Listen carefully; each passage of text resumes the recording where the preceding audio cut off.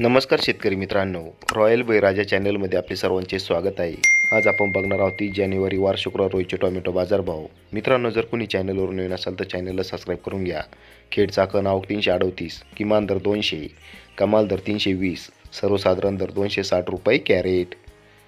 चंद्रपूर गंजवाड आवक 380, किमान दर 80, कमाल दर 160, सर्वसाधारण दर 120 रुपये कॅरेट.